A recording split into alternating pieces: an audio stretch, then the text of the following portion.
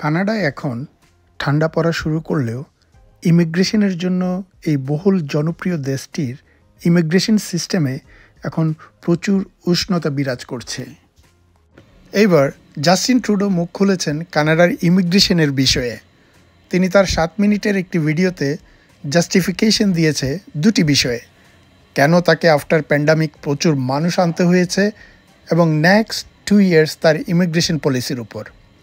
তিনি প্রথমে ব্যাখ্যা দিয়েছেন আফটার প্যান্ডামিক কানাডার বিভিন্ন প্রভিন্সের প্রিমিয়ারদের রিকোয়ারমেন্টের এগেনস্টে ওয়ার্কার শর্টেজের কারণে প্রচুর ফরেন ওয়ার্কার্স আনতে হয়েছে, যা কিছু ব্যাড অ্যাক্টরসের কারণে মেস আপ হয়ে গেছে, যা কানাডার ইকোনমির উপর বিরূপ প্রভাব ফেলেছে।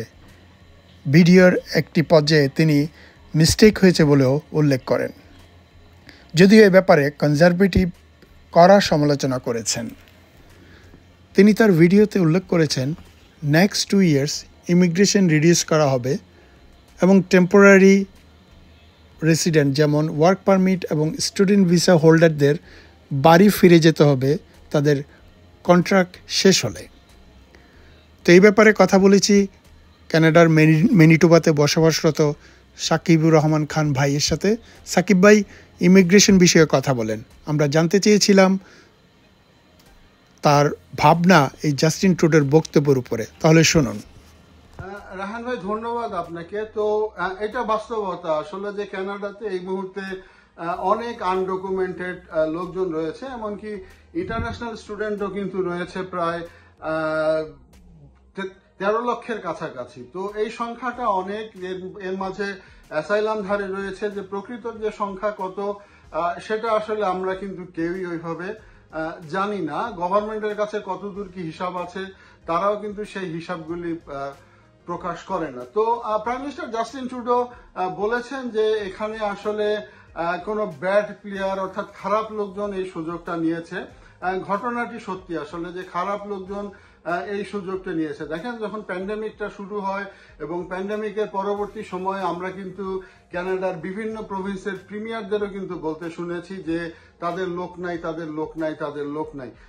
তো সেই সময়তে আসলে এই ধরনের এই ভিজিট ভিসাটা ওপেন করে দেওয়া এবং ওয়ার্ক ভিসাতে অনেক লোক আনা, এই কাজটি হয়েছে। তো এই কাজটির জন্য যে শুধুমাত্র যে সরকার একা দায়ী, অর্থাৎ আমি বলবো যে সরকার বা তার মন্ত্রী পরিষদ একা দায়ী, সেটাও বলা যাবে না।